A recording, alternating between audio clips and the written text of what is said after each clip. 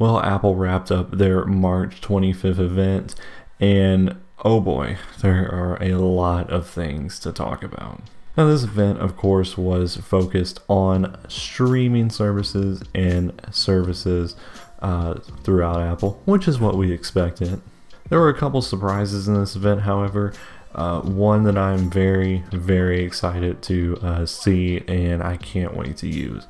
Now, I am going to be making videos on each thing that was announced today, but this video right here is just a quick highlight of everything that was announced. So to kick the event off, Apple announced the new news service, which I honestly thought was going to be more newspapers and stuff like that, but it turned out to be magazines. Now, I think this is actually a really good idea. So basically, for $9.99 a month, you get access to pretty much any magazine you can think of. I mean, there are literally hundreds and hundreds of magazines. You name it, they got it. Time Magazine, Sports Illustrated, ESPN, the People Magazine, Vanity Fair, Wired, National Geographic. I mean, they have them all. Also, a big thing, a paper that I read a lot, the Wall Street Journal, that's included now, and it's also the LA Times. You can also get a 1-month free trial of the new Apple News Plus service, and it's available starting today as long as you update your iOS device or your Mac to the latest software updates. Now, the next thing I'm going to talk about is the Apple Arcade.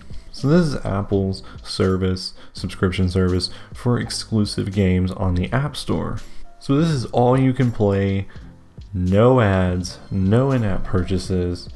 You can jump from your iPhone to your iPad to even your Apple TV and your Mac, and it'll pick up from wherever you left off in your game.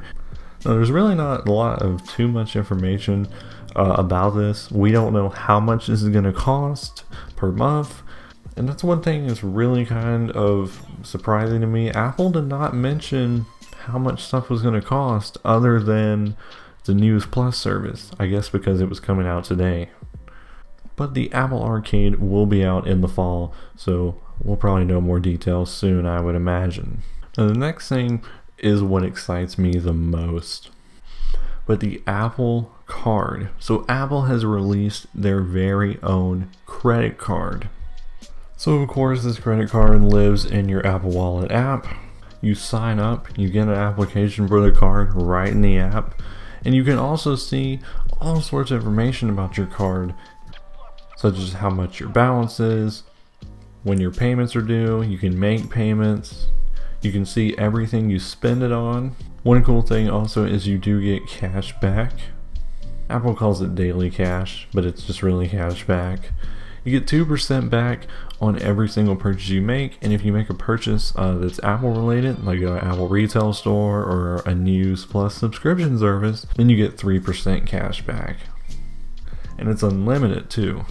And Apple has really just tried to simplify the whole thing, so there's no fees, no gimmicks, no points. Also, Apple is saying that they're going to have some of the lowest interest rates in the business. And of course, everything is secure because it's on your device. It uses Apple Pay or Touch ID to make purchases. It is not all places support Apple Pay. So Apple is going to be offering a physical card, but this physical card is like no other credit card you've ever seen before. This card is made of titanium, and your name is laser etched into the card. It's absolutely incredible. Also, another important thing is you can actually text Apple to have them make changes to your account. So for example, let's say you change your address, you can text them, they can update the information for your card. So that's pretty cool. Now, every card needs an issuing bank, of course, so Apple partnered with one of the best banks in the business, Goldman Sachs. That's pretty cool. And they are using MasterCard, which provides the worldwide transaction ability. I think this Apple Card is a real game changer. I mean, it's a really big deal. I'm excited to see more details about it. It is not out yet, but it does come out this summer. You can start applying this summer and getting your cards. But I am definitely wanting to see more details about it, and I may just have to get me one of those because from what I'm seeing right now, it seems really, really good. And the final thing Apple talked about today was, of course, the highly anticipated Apple TV streaming service. Apple TV Plus is its name. It's coming out this fall. There are many exclusive shows and movies that are only going to be available on the Apple TV app. The Apple TV app is also getting a little bit of a redesign just so you can use it a lot better. They took quite a while to introduce all the shows. They had many different stars come out on stage and talk about their shows or movies that are going to be on the Apple TV service. You have to watch the keynote if you want to see, all of those and what's going to be available. The most surprising thing to me about the Apple TV Plus, they are offering the Apple TV app in the fall on smart TVs, on Fire Sticks by Amazon, on Roku. So that is a very big deal. Now, of course, today this was all services.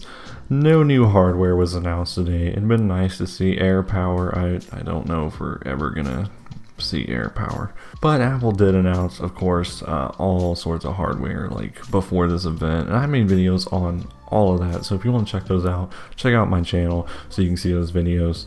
Like I said, I'll be making videos on each thing that was announced today, going into a little more detail on it. Also announced today, one more thing, iOS 12.2, new tvOS, new macOS, so I'll be talking about those in another video as well too.